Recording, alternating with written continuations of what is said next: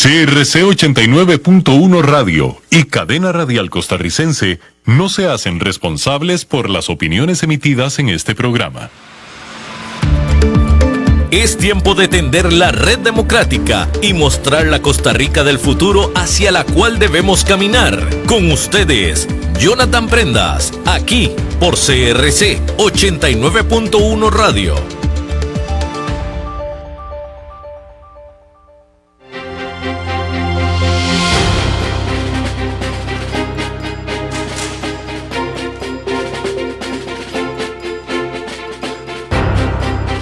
Saludos, ¿qué tal? Muy buenos días, tengan todos ustedes bienvenidos una vez más a Red Democrática, en esta ocasión edición Economía, con nuestro amigo, colaborador, socio y, por supuesto, el de los mejores comentarios económicos para que todos podamos comprender qué está pasando en Costa Rica, don Vidal Villalobos, el representante de la zona de Cartago y el insigne representante de los mejores asados de este país. Bienvenido, don Vidal. Muy buenos días, Jonathan. Buenos días, Eduardo. Muy buenos días a todos y todas. Muchísimas gracias por acompañarnos como cada viernes. Siempre a sus órdenes, capitán. Muchas gracias más bien por haber aceptado la invitación y de habernos acompañado en su casa del volcán. Y no saben de lo que se perdieron todos ustedes que están en su casa, en su trabajo, en donde quiera que estén. Yo lo representé de la mejor forma más digna, más esmerada posible. Vamos a entrar en materia, mi querido amigo Vidal. Han sucedido muchas cosas a pesar del cierre del 1 de diciembre acá en Costa Rica. A nivel internacional se siguen moviendo los tableros, la geopolítica sigue moviéndose y por supuesto el clima económico, el clima de toma de decisiones del mes de diciembre, en donde se activa sustancialmente la parte productiva y donde se empiezan a tomar mucho flujo de liquidez en dólares principalmente, pues marca tendencias en los mercados, marca tendencia en decisiones y marca tendencias en la toma de decisiones de quienes deben de controlar la macroeconomía para evitar que se salga de control y mantener todo en cierto rango. Bienvenido, Vidal. Muchísimas gracias de nueva cuenta y buenos días otra vez a todas las personas que nos están escuchando. En efecto, generalmente en el mes de diciembre, y ya para esta época que huele a ciprés, huele a tamales, huele a Santa y a Portalito, las cosas en los mercados van un poquito enfriándose para que la gente tome sus vacaciones.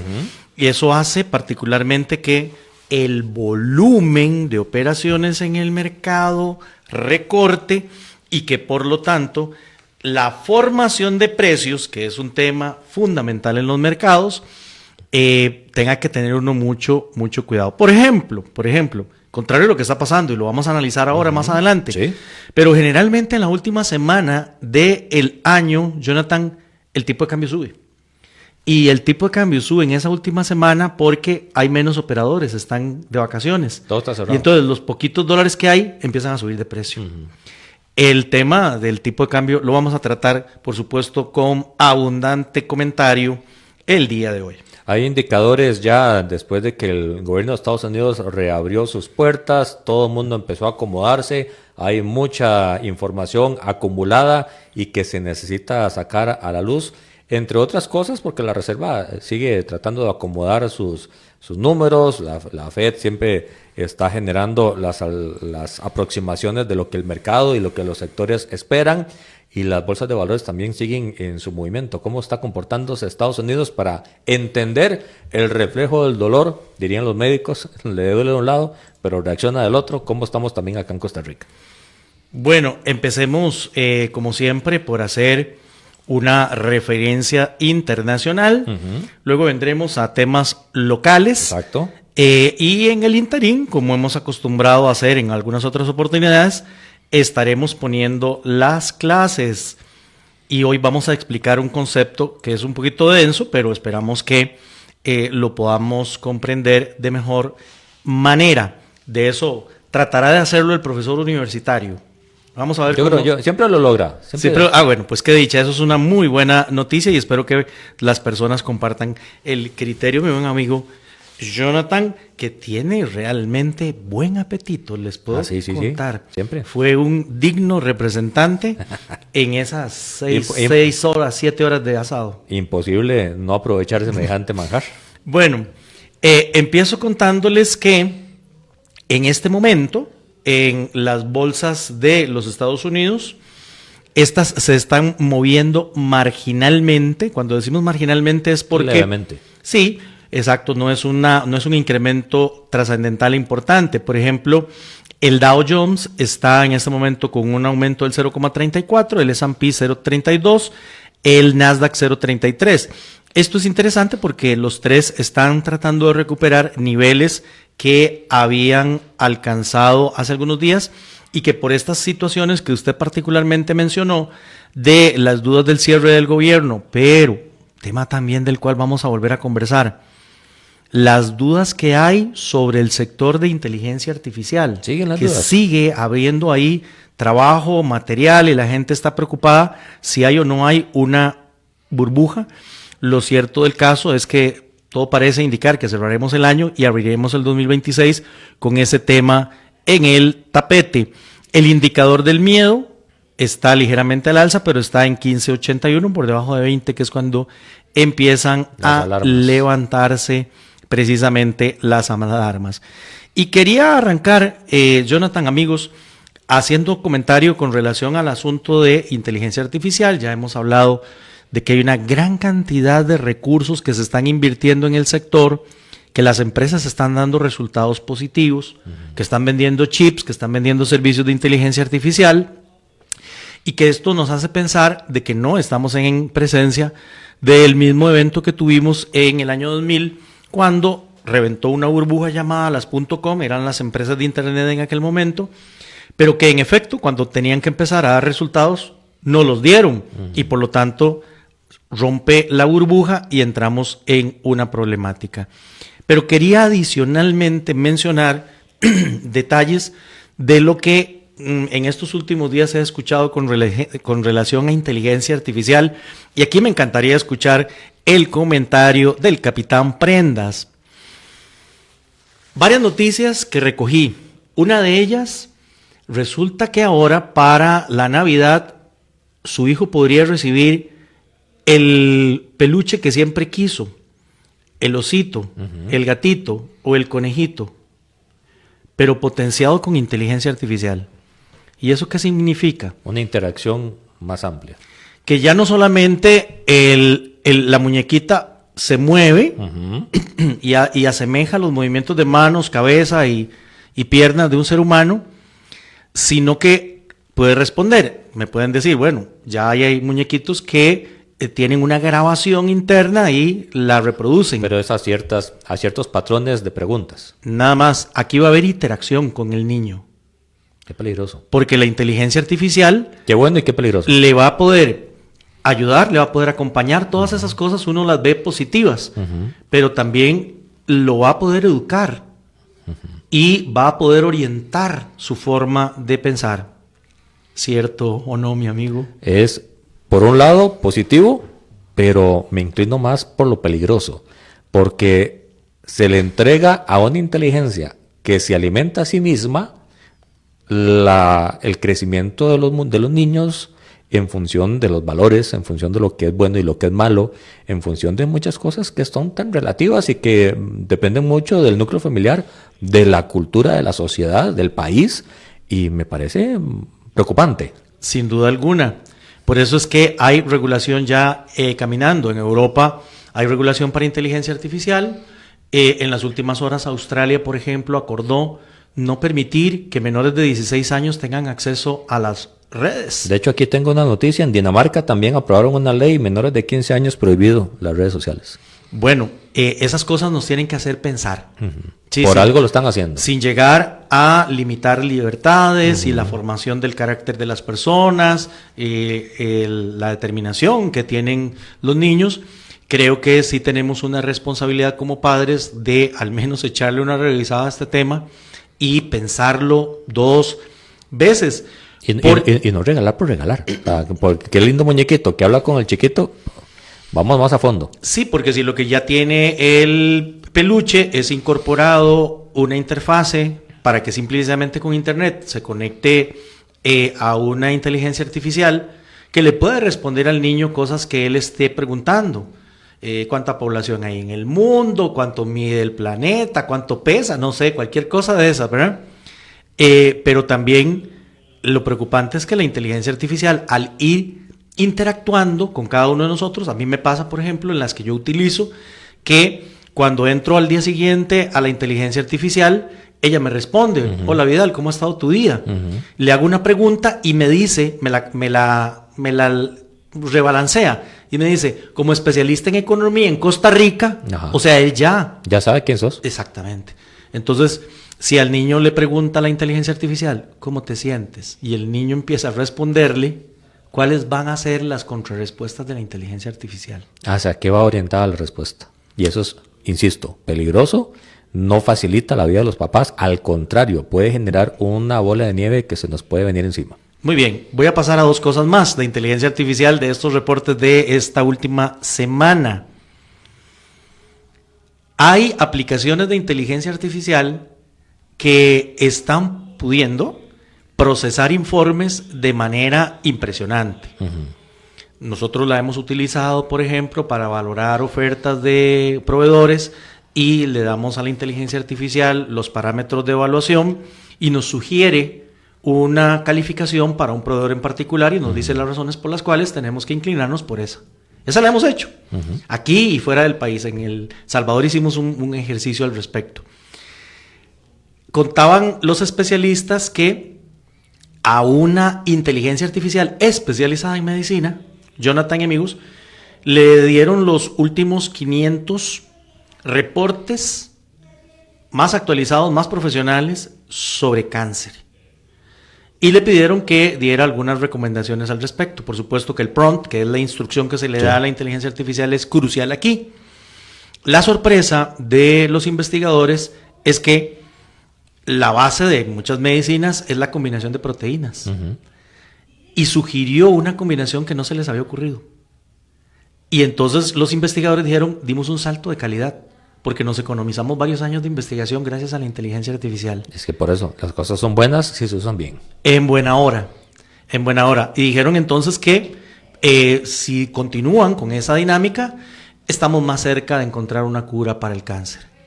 Eso sería... Sí, eso salvaría muchísimas vidas, iría en la ruta correcta. Como te digo, la tecnología está hecha para resolver y solucionar, no para hacer problema. Así es. Entonces, por ahí muy bien.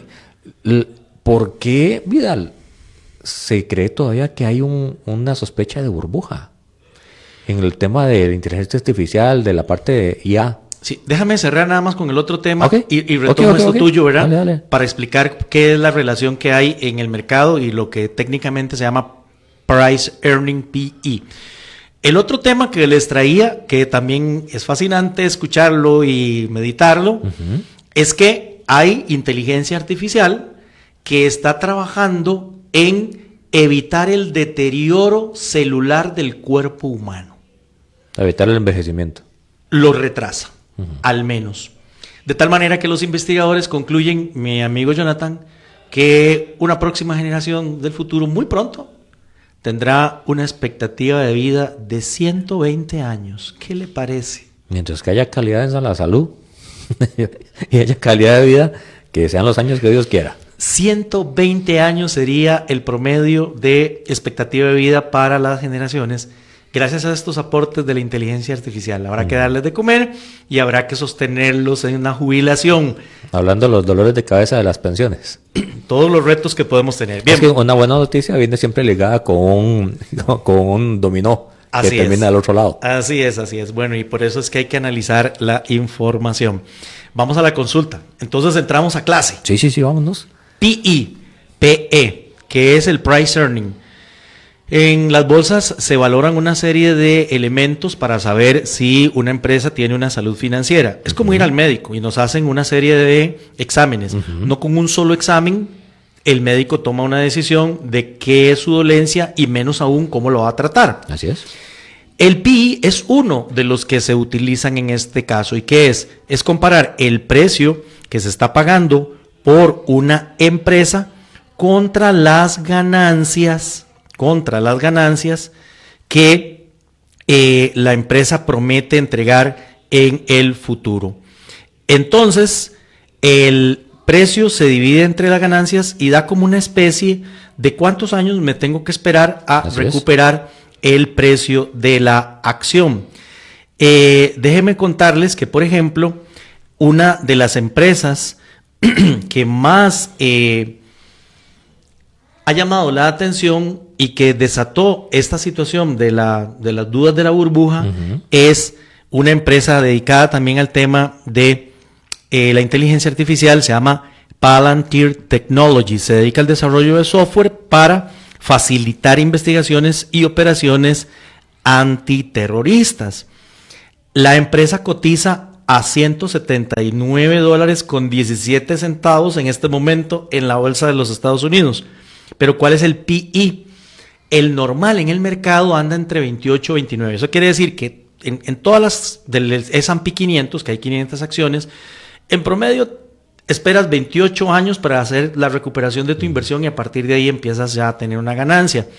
Eso es un indicador nada más. No es que funcione específicamente así, porque si usted compra una acción y la acción se dispara de precio y usted la quiere vender, la vendió y agarró la ganancia. Sí. Lo mismo también al otro lado, ¿verdad? Las pérdidas. Bueno, si tomamos como referencia Palantir, el PE adelantado, o sea, el que está tomando en consideración las ganancias futuras de acuerdo con lo que Palantir tiene, en este exacto momento, da 194,50. La persona tiene que esperarse 194. Eso no es nada. Entonces ahí es donde esto llama tremendamente la atención, pero no de todas las empresas, sino de algunas empresas. Una de las empresas insignias en esto es Nvidia, que ha venido creciendo de manera importante. Nvidia es una corporación, una empresa de infraestructura de informática integral, que como sabemos se dedica de manera importante a la construcción de microchips. Bueno, resulta ser que Nvidia tiene un PE de 25.95. Está bien. Entonces usted dice, esta empresa parece ser que va bien, pero hay otras como la que acabamos de mencionar que parece que no. Dentro de las 7 magníficas está Nvidia, pero también, por ejemplo, está Meta Platforms, que ayer subió un 3%. Bueno, esto es triste porque su gerente, su CEO, su dueño, su inspirador, Mark Zuckerberg, dijo que iba a hacer un recorte en gastos del 30% gracias a la inteligencia artificial y que probablemente eso implicaba recortes. Planilla. Sí. Entonces, por eso es que de todo esto trae matices. Meta construye, como sabemos, y así lo dicen ellos, conexiones humanas impulsadas por inteligencia artificial y tecnologías inmersivas. Ellos están con un PI de 22.93. Manejable. Entonces, hay empresas que usted las ve relativamente saludables y hay otras como Palantir que son las que generan esa duda. ¿Cómo me voy a esperar 200 años para recuperar mi inversión? Eso quiere decir que el P, que está arriba en el numerador, está muy alto. Eso tiene que bajar. Esa es una burbuja, tienen que desinflarla. Pero no de todas las empresas, parece ser. Se puede hacer focal. Ahora, ¿cómo puede Palantir solucionar ese tema? Más bien subiendo el denominador de la fracción, porque si sube el denominador de la fracción, toda la fracción baja y la tiene que acercar, solo que tiene que hacer un trabajo enorme para subir las ganancias futuras esperadas. Manteniendo la credibilidad. Y ahí es donde surgen estas dudas, mi amigo. Son elementos que hay que ponerle la atención. Ustedes dirán, pero ¿cómo nos afecta acá en Costa Rica? Eso afecta directamente a todo el mercado. Es una bola de nieve que es un efecto dominó que podría generar, si no se hace focalmente y no se identifica a tiempo, pues problemas financieros globales, incluso como ya ha pasado. Hemos dicho en otras oportunidades en este programa, y como es un programa de transmisión de información, pero también educativo, esperamos que así lo estén también ustedes aprovechando, reiteramos un elemento muy importante en los mercados. En los mercados se transan bienes y servicios, papas y chayotes, cortes de pelo, celulares. Lo hacemos a través de un semáforo que nos indica si vamos hacia adelante, si nos detenemos o si nos echamos para atrás. Son los precios, el idioma que hablan los mercados. Los mercados bursátiles de igual manera. El precio de una acción se forma por la interacción de la oferta y la demanda. Pero no solamente por lo que está ocurriendo, sino por lo que la gente cree que va a pasar en el futuro. Y eso son las expectativas que también entran ahí. Y en las expectativas entran los sentimientos de los seres humanos. Los dos más tradicionales en el mercado es la confianza o el miedo. Y precisamente cuando existen ambientes de confianza, el mercado trabaja sin mayor inconveniente. Cuando hay miedo, se frena. Por eso es que se mide el VIX. Y cuando el VIX está por encima de 20, las alarmas se empiezan a encender. ¿Cuál es la conclusión de todo esto? Bueno, precisamente para atender el comentario de John de hace algún momento, lo importante es esa transacción que tenemos basada en la confianza. Esa es la clave. Y si no tenemos confianza en los mercados se van a trabar, se van a formar mal los precios. Y si el precio es el semáforo, me puede dar una mala señal, me puede decir verde, siga adelante, cuando en la realidad era rojo, deténgase. Y para eso siempre hay que ver indicadores y datos, que es lo que da la objetividad, porque la emocionalidad o la subjetividad en función de los intereses o las expectativas particulares de un mercado pueden generar un problema. Así es, así es. Y bueno, también recogiendo un poco las inquietudes del inicio del programa, después del cierre del gobierno de los Estados Unidos, que fue durante todo octubre, buena parte de noviembre, que se ve hacia adelante. Bueno, se ve la época de Navidad, que como dijimos al inicio, es una época en donde se frena el volumen y por lo tanto hay que tener cuidado en la formación de los precios. Pero seguimos también dependiendo de las decisiones que tomen las autoridades.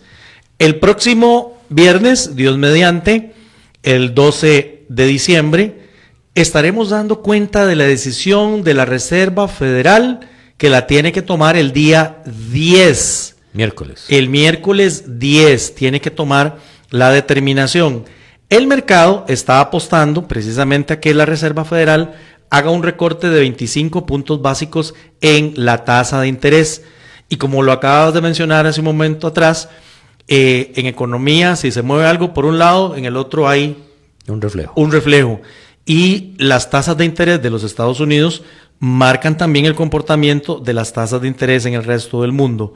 En este momento, la tasa de referencia de la Reserva Federal está en un corredor. Ellas la tienen no puntualmente, como nosotros que manejamos la tasa de política monetaria en un valor, sino que ellos lo manejan en un rango 3.75, 4%.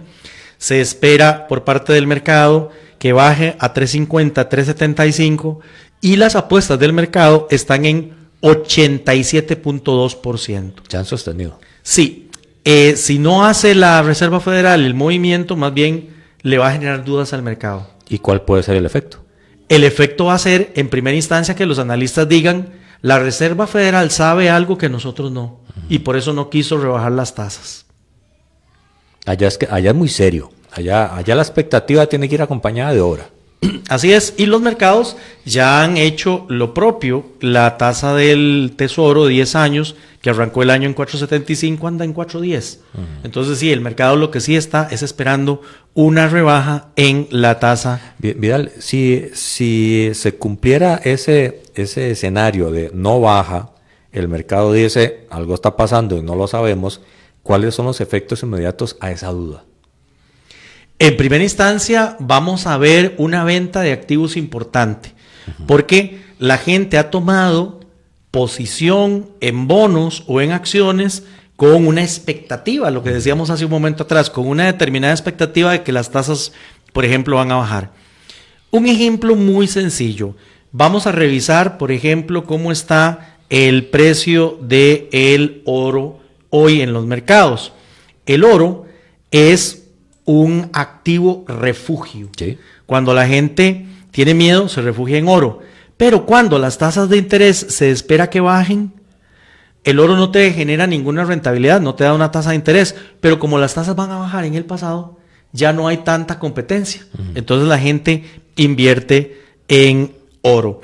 Nosotros estábamos, por ejemplo, en junio con niveles cercanos a $3,300, $3,400 la onza, en junio. Hoy, en vivo, desde Nueva York, 4.239 la onza. La gente ha estado comprando el oro porque cree que la tasa va a bajar. Si la tasa no baja, empiezan a vender el oro. Y entonces empiezan a desplomarse algunos activos.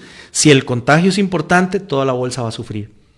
Lo mismo estaría pasando en movimientos con los bonos. Los bonos sí le prometen pagar una rentabilidad futura, un cupón, un interés. Y entonces, ¿qué pasaría ahí? Que la gente ha estado tomando posición comprando bonos para tratar de amarrar tasas de interés altas porque las del futuro van a estar más bajas. Pero si la Reserva Federal no las baja, las del futuro no van a estar más bajas. Así es. Y la gente se metió, compró esos bonos con esa expectativa. Entonces ve qué interesante lo que generan las expectativas de que la gente toma decisiones antes de que las cosas ocurran. Y si las cosas no ocurren, hay una reacción. Podría existir más liquidez en la bolsa de la gente. Probablemente porque la gente cae en desconfianza y por lo tanto la mejor manera de protegerse es o invertir en oro, por ejemplo, o en tesoros, en buenos instrumentos. O lo que habíamos hablado de bonos latinoamericanos. También bonos latinoamericanos, pero en ese caso es porque sí pagan una tasa de interés mucho más alta que en Europa o en los Estados Unidos. Ok, perfecto. Entendido al 100%. Bien, les contamos entonces que las bolsas están bajo ese tema. Estaríamos esperando el próximo 10 la decisión de la Reserva Federal. Hoy tuvimos un dato muy importante, pero durante la semana también tuvimos datos interesantes. La Reserva Federal tiene un doble mandato. Tiene que controlar la inflación, pero que tiene que procurar que la economía despegue. Ellos lo hacen a través de las métricas del empleo. Si el desempleo sube, ellos van a ir a tratar de ver cómo activan a la economía y baja el desempleo. Generalmente, ¿cuál es la receta? Bueno, manejando tasas de interés. Cuando en economía hablamos de política monetaria, bancos centrales, en el fondo estamos hablando de en qué nivel está la tasa de interés. Porque la tasa de interés es la que puede mover la decisión de una familia para tomar un crédito y echar adelante un proyecto, una casa, un carro, unas vacaciones, un estudio de maestría, o lo hace también para los empresarios que quiera echar adelante un proyecto del cual necesita financiamiento. Si las tasas bajan, todo eso se potencia, se motiva. Entonces, si el empleo está sufriendo, lo propio es que los bancos centrales bajen la tasa de interés. En este caso, Reserva Monetaria baja tasa. Efectivamente hemos tenido problemas en empleo. Bueno, aquí hay una serie de dudas, porque como estuvo cerrado el gobierno, no hay datos. No hay datos. Los datos están empezando a llegar e incluso han llegado contradictorios. Por ejemplo, en Estados Unidos, las personas que se quedan sin trabajo pueden pedir un auxilio de desempleo. Ese auxilio de desempleo esta semana salió a la baja. Más empleo. Y entonces uno dice, bueno, entonces es que la gente hay más empleo. Pero también salió de una empresa que trabaja el tema de empleo, de que los despidos se han aumentado en los Estados Unidos. Ve que los datos están contradictorios. ¿Tiene alguna afectación el indicador migratorio? Sin lugar a dudas, definitivamente, y estás dando en un tema crucial. La política migratoria del señor Trump está teniendo un impacto en el tema de empleo y va a tener un impacto en la oferta de bienes y servicios en los Estados Unidos. Por eso es que hay algunos analistas que consideran en un escenario de probabilidad de aumento de tasa de inflación el próximo año, porque va a faltar producto. ¿Y por qué va a faltar el producto? Porque no hay gente para producirlo. Y entonces ahí está la cadena. Entonces, datos de empleo, la Reserva Federal los va a tener a mano. Sin embargo, el oficial, el más importante, no le va a salir antes de la reunión, sale después. Va a tomar la decisión sin ver ese dato. Sin ver ese, pero ve otros alternativos. Ahora, ¿cómo uso el medicamento de la tasa de interés? Lo acabamos de explicar para empleo. ¿Cómo lo uso cuando hay inflación? Cuando hay inflación, yo necesito detener la inflación, porque eso le pega mucho, sobre todo a las clases más necesitadas. Así es. La gente va a necesitar más dinero para ir a comprar la comida. Y las clases base de la sociedad son las que gastan más en comida. Las clases altas tienen otra proporción de gastos y gastarán en viajes y en algunas otras cosas, pero en comida su proporción de gasto es relativamente menor. Entonces el impacto es mucho mayor para estas clases base de la sociedad en general. De tal manera que si hay inflación, lo adecuado es bajar la inflación. ¿Cómo la bajo? Usando la misma medicina. Subo la tasa de interés. Subo la tasa de interés para que baje la demanda y enfríe yo la economía y enfríe la inflación. Bueno, pues hoy sacamos del refrigerador uno de los datos que no teníamos. Salió el dato de septiembre. Eso sí es importante. Vamos atrás. Vamos atrasados, sí. Pero hoy salió en los Estados Unidos lo que se llama el PCE. Lo vamos a ir explicando siempre. Damos el término internacional, porque así es como se conocen las bolsas, y luego lo explicamos. Este es el indicador que le gusta usar a la Reserva Federal para medir la inflación. Se llama precio del gasto en el consumo. Y tenemos el mensual y tenemos el anual. Salieron bien, porque en el mensual el mercado estaba esperando, otra vez volviendo al tema de las expectativas, Jonathan y amigos, la previsión era 0,2 y salió en 0,2 el dato de septiembre, el mes. Pero para el acumulado del año, que es el que realmente le interesa a uno y que se había quedado pegado durante mucho tiempo en los Estados Unidos en el 3%, no quería bajar, la previsión era que bajara a 2.9. Y bajó. Bajó a 2.8. Eso quiere decir que la inflación no es el problema. El problema es el empleo.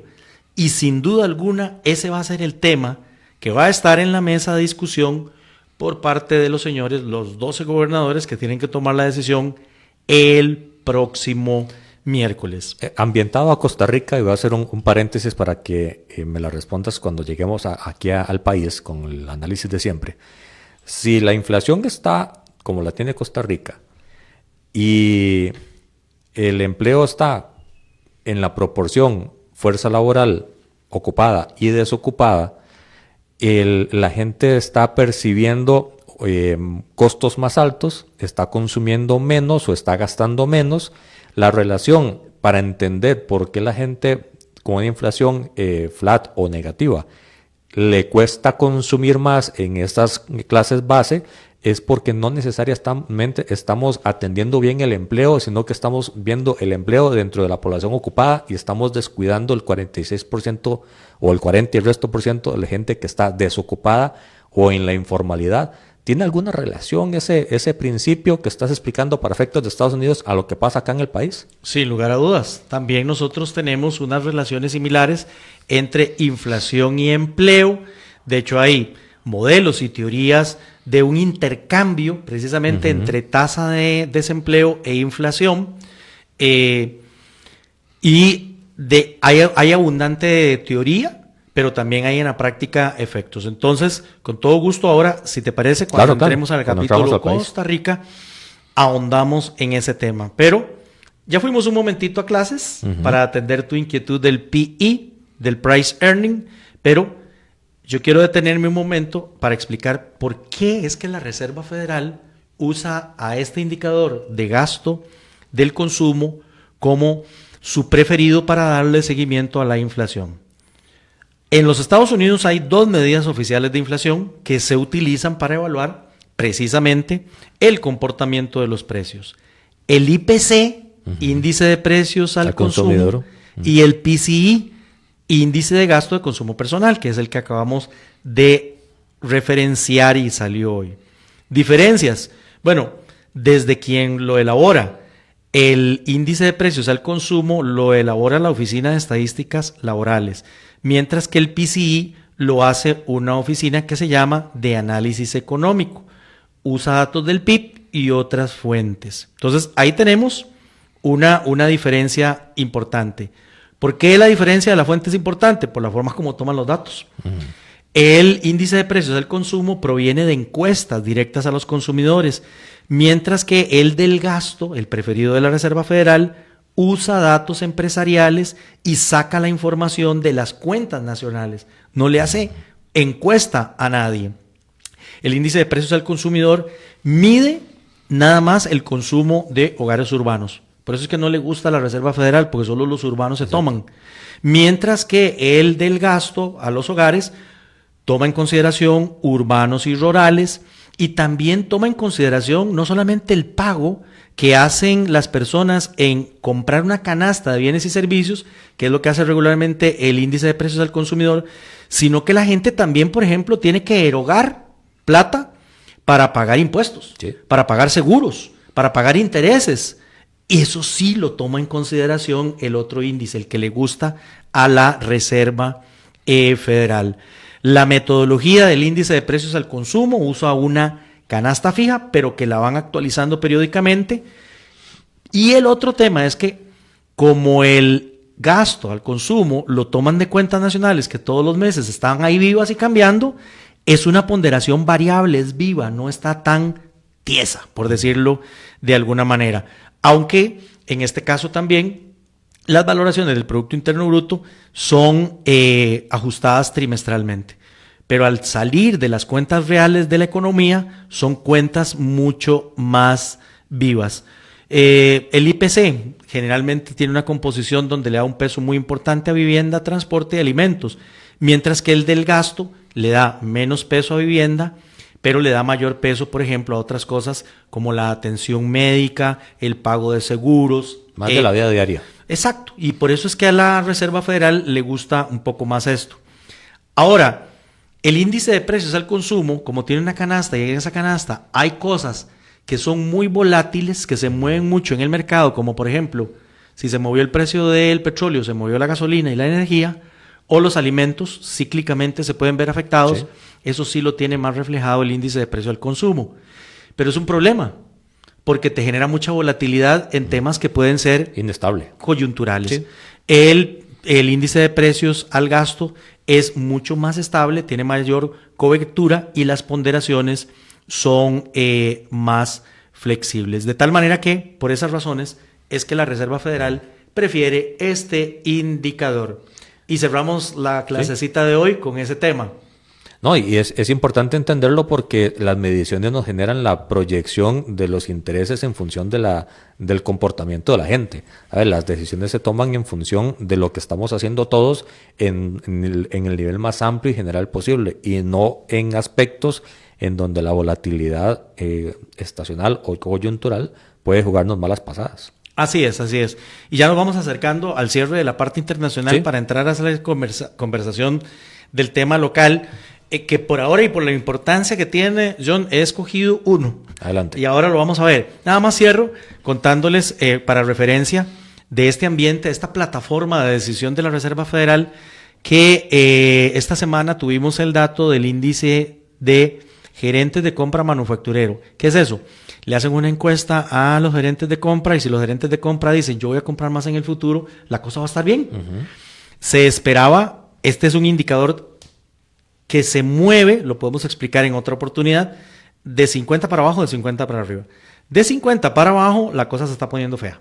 De 50 para arriba está bonito. Se esperaba en 51.9. Ya, está bien. Pasó la nota. Salió en 52.2. Está bien. Salió bastante bien. También tuvimos durante la semana algunos otros datos. Uno de ellos es la creación de empleos. Esto es por parte de una empresa que se llama ADP, y la empresa se estaba esperando que la economía de los Estados Unidos, a pesar de todas estas vicisitudes, creara algo de empleos. El mes tras anterior fue 47,000. Para este se esperaban 5,000, pero no se crearon. Se destruyeron empleos, 32,000 empleos en los Estados Unidos, menos en el mes de noviembre, y estos son los datos que va a tener en la mesa la Reserva Federal para tomar decisiones. El dato nada más para que lo tengamos ahí, el de auxilio por desempleo, se esperaba en 219 y dijimos que salió mejor, salió en 191, o sea, la gente está recurriendo menos a la solicitud del desempleo. Pero no significa que tiene trabajo. No necesariamente. La gente puede ser incluso, porque esto es muy interesante, lo mencionaste hace un momento, la confianza se mide, tanto del consumidor, del empresario, como del inversionista. Esto lo miden en los mercados, incluyendo nosotros. La Universidad de Costa Rica tiene varias mediciones al respecto. Y lo que se pretende ver es lo mismo que para el gerente de compras de una empresa. ¿Va a contratar más gente? ¿Va a comprar? Lo mismo se le pregunta al consumidor. Usted tiene la expectativa de que va a consumir más y etcétera. Entran en unos capítulos en donde le dicen cómo se siente con estabilidad de su empleo. Y la gente ahí dice, no, yo tengo temores. Entonces, por eso ni siquiera quiero cambiar de empleo. ¿Y piensa tomar vacaciones? No pienso tomar vacaciones porque no quiero gastar plata. No sé qué va a haber en el futuro. Eso sí se ha estado deteriorando en el mercado. Y bueno, para la próxima semana tenemos datos interesantes. El martes tenemos cuánto han estado contratando los empresarios. Eso va a ser el martes. El miércoles vamos a tener qué fue lo que dijeron en la última reunión los miembros de la Reserva Federal. Pero tendremos precisamente la decisión. Este es el dato importante de la otra semana. La decisión de la Reserva Federal de qué va a hacer con las tasas de interés. Y el jueves volvemos otra vez a cerrar con los auxilios por desempleo de los trabajadores de los Estados Unidos. Perfecto. ¿Completo el ámbito internacional? Completo. Vámonos entonces al ámbito nacional. Nos quedan 13, 14 minutos. 15, dice Chava, que está allá en cabina, para poder seguir analizando el ámbito costarricense. Y también en estos días está el Banco Central dando sus indicadores, su expectativa a la baja. Igual, espero que no suba, pero uno nunca sabe. Empecemos por ahí. De la tasa de interés. Empecemos por ahí. La tasa de política monetaria del país, que debe ser orientada por la inflación, lo mencionaste hace un momento muy bien. Está en negativa la inflación, entonces hay espacio para bajar la tasa. Desde hace rato. Para poder motivar al régimen definitivo, que está apenas creciendo un 2.7%. Quien está generando el impulso a la economía costarricense para que mostremos al mundo un crecimiento promedio de 4.7 son las zonas francas, sí, que crecen más del 15%. Y ese 2.7 es en promedio. Hay unas que están altas, pero hay unas que apenas se están dando para el gasto. Exactamente, ese es en el promedio de todos los sectores. Hay sectores como el sector de la construcción y el sector de la agricultura que la están viendo muy mal. Sí. ¿Ok? Y este indicador que les estoy mencionando es el índice mensual de actividad económica, que es un termómetro mensual y compara lo que ocurrió precisamente este dato que les estoy mencionando en el mes de septiembre de este año con relación a septiembre del año pasado. Es un comparativo interanual, no es el PIB. El PIB es una encuesta mucho más profunda, mucho más elaborada, pero sí da un indicador. Por eso es que le digo que es como un termómetro de la salud financiera de la economía costarricense. La OCDE, por cierto, hizo modificaciones a los pronósticos de Costa Rica y 4.2 es lo que está esperando ya para todo el año. 4.7 es septiembre contra septiembre. Para todo el año, cerca de 4.2%. Y los personeros de la OCDE más bien hablan bien del crecimiento de Costa Rica porque está por encima del promedio latinoamericano. Pero tenemos esas cosas, ¿verdad? Donde realmente estamos creciendo es en zonas francas, no en algunos sectores, y otros, como mencionábamos hace un momento, construcción y agricultura están sufriendo precisamente por esos temas. De hecho, por eso te hacía la pregunta ahora, referencia inflación versus el trabajo y la población no ocupada, porque tenemos un vacío ahí en la maqueta de construcción. Así es. La construcción no solamente se ve afectada por el tema climático, sino por las oportunidades que pueda tener el sector para encontrar buen financiamiento, el empresario para construir y luego el consumidor para comprar la vivienda. Así es. Entonces, una rebaja en la tasa de interés, y aquí va la construcción de la respuesta tuya, una rebaja en las tasas de interés le abre precisamente la posibilidad a que el sector empiece a reactivarse porque logran encontrar mejores condiciones para el financiamiento de los proyectos primero y luego de la colocación de vivienda a través de créditos. Entonces sí sería importante que el Banco Central, que yo lo sé, toma en consideración estas cosas, pero para el 18, que es la fecha en la que ellos se reúnen, probablemente tomen una determinación también.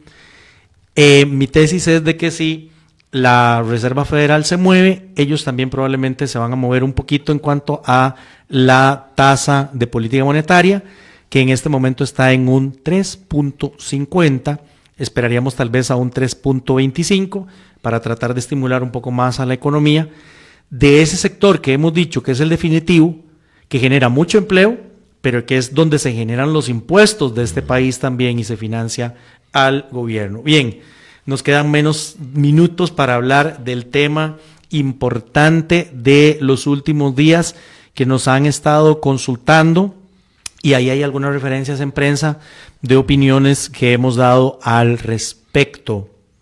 Tipo de cambio.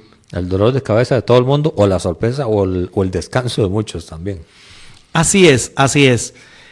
Hay personas que se ven desfavorecidas y otras que están favorecidas. Ya podemos hablar un poquito más de detalle con relación a esto. El lunes, 1 de diciembre, estuvimos de celebración nosotros. Sí. Lo referenciamos el viernes pasado, las razones por las cuales estábamos de fiesta, la abolición del ejército. Martes, miércoles y jueves, porque hasta dentro de algunos minutos arranca el mercado de cambios, el de dólares, el de divisas. Al igual que las papas, así se mueve también el tema del precio del dólar. Si hay muchos dólares, como si fueran muchas las papas, el precio baja. Si hay escasez, sube. ¿Qué es lo que está pasando? ¿Por qué el tipo de cambio ha bajado de manera tan importante? El martes que arrancamos operaciones, habíamos cerrado la semana anterior en un promedio ponderado del mayorista de 492 colones con 48. El martes cae a 491.38. El miércoles cae a 490.17. El jueves, cae a 488.06. No ha arrancado el mercado, pero yo que estaría esperando que vuelva a caer hoy. ¿Cuál es la lectura básica que estamos haciendo? Bueno, hay una abundancia estructural de dólares en la economía por el éxito que tenemos en exportaciones y tenemos en turismo.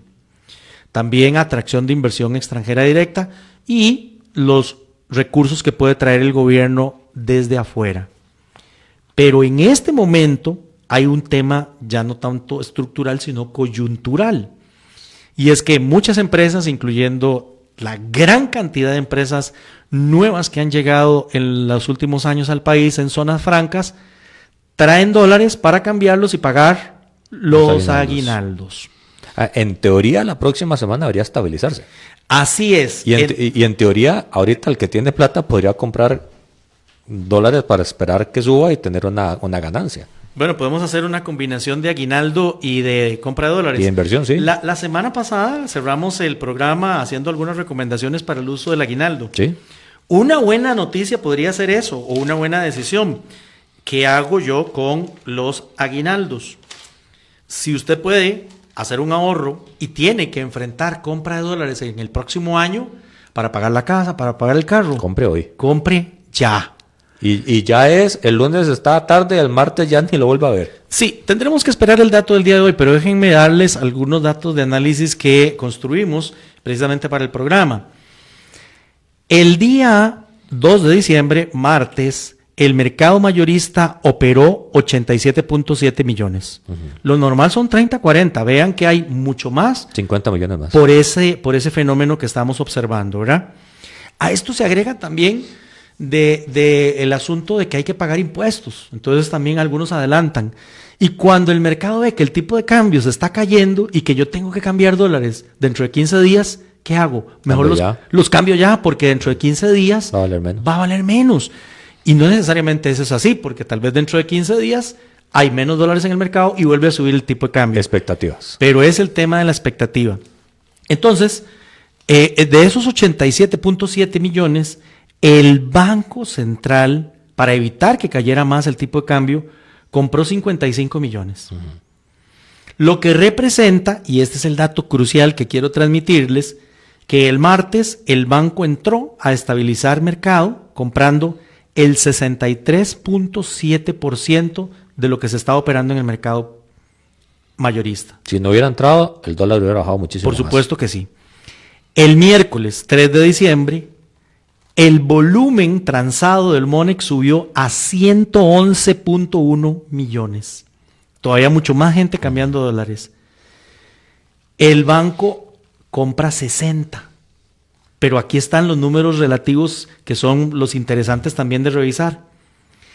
60 millones de 111 es 55%. Es un poco menos que el 63. Y ayer se transaron 75.4 millones, de los cuales el Banco Central se dejó 17.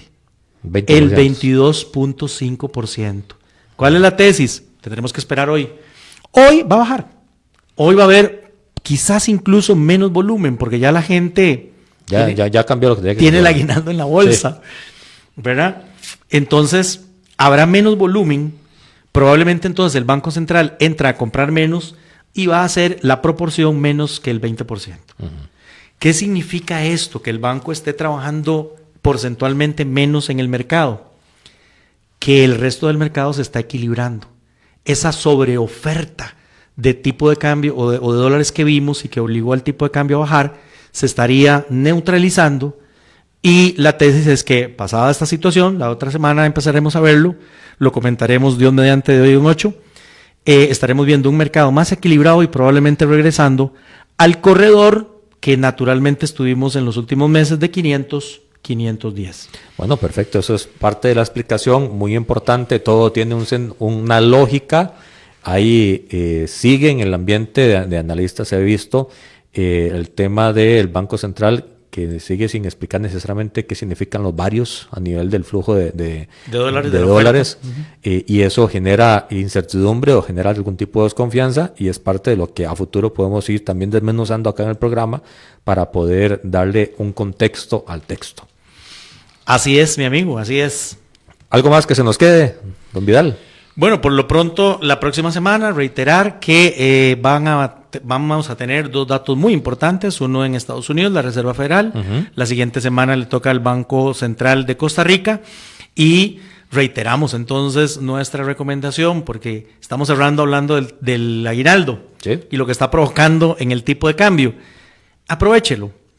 Es un esfuerzo muy importante que usted ha hecho durante todo el año, no es un regalo, es parte de sus ingresos, de sus recursos, se lo ha ganado, disfrute lo que tenga que disfrutar con su familia, en la medida de lo posible, abónele a las deudas. Aquí la recomendación es la que le pago más tasa de interés, pero también hay algunas lecciones que podemos ver posteriormente en finanzas personales, y es que si yo tengo, por ejemplo, una deuda que el saldo es pequeñito, yo podría meterle ese abono, al principal. Claro, se lo meto al principal, me la quito de encima y ya de aquí en adelante no tengo esa cuota. Oxigena el presupuesto mensual. Puede ser que no sea la de cuota más alta ni la de tasa de interés más alta, pero libero presupuesto. Y eso hasta mentalmente ayuda. Por supuesto, porque te va a motivar. Ahora, el asunto es, si libero dinero y me entra plática nueva en la bolsita porque liberé créditos, no es para hacerlos una piñata. Es precisamente para seguir aportando otras deudas o para hacer el ahorro. Esperemos que así sea. Incluso para inversiones que rentabilicen. Así es. Muchísimas gracias, Vidal.